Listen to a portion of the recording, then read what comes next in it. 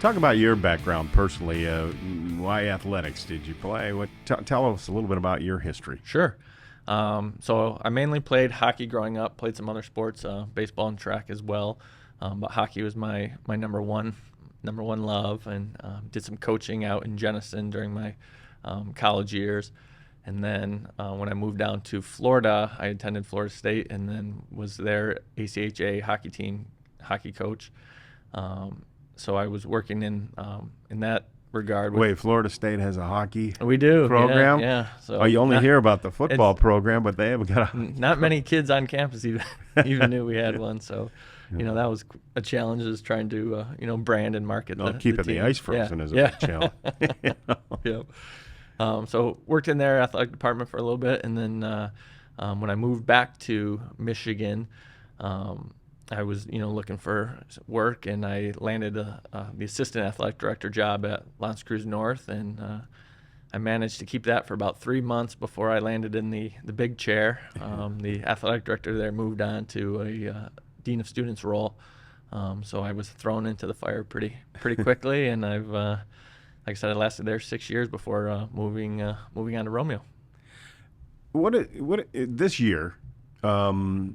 We've had some pretty good athletes come through in all different sports. What are some of the maybe things that stick out in your mind? One of the memories of somebody that sticks out in your mind throughout this last year? Yeah, I mean, when you say memories, one of the first thing comes to mind is Tim Cooley. I mean, he's a beast out there on the basketball court, and just within the building, he's 6'8", 6'9", and great personality, great kid, and just he was an anchor on the basketball team for the last 4 years.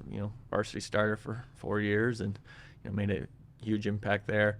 But I would say one of my favorite kids in my 11 years would probably be Giorgio Rufino. He graduated this year, and he was a tremendous asset to our athletic program. He was always the kid that would always ask you, like, how's your day going? What can I help you with? There to lend a hand. He was our RAC, which is the Romeo Athletic Advisory Committee. He was the president of that this past year, and kind of the face of our organization. And so we've grown close with him, in the last handful of years. And I would say he's a great student, great. Well, he had one big hit, I remember, in the fall that in a big game. Yep, I think it was Chippewa Valley. Might have been. Yeah, I know. I know the hit you're talking about. Yeah. Yep.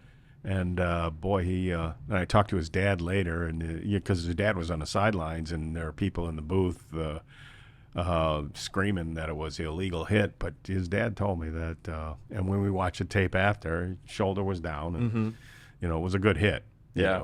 I mean, I've seen worse in high school. Yeah, and he's a three-sport athlete, played football, basketball, and golf for us. So, I mean, those are some of the key things we look for in our student athletes, just the multi-sport participation and, great citizenship, and, academics were off the chart for him as well. So, great kid.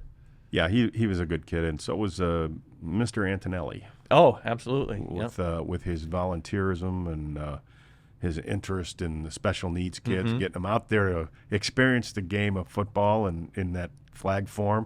And I'll never forget all them kids out there during the preseason. The red-white game. The red and white game, and they were, man, I'll tell you, you couldn't get a more enthused group, and then they were asking the players for autographs and stuff. It was just great. It was great to see. He put a lot of time into it. Yeah, and I think Ian took that upon himself, too, to get that program started with Parks and Rec, and, some help with the football program and some of his buddies on the team to get it off the ground. So, kudos to him for making that happen, and he really excelled with it. So looking forward to, how far they can continue to run with it. Yeah, it'd be great to see.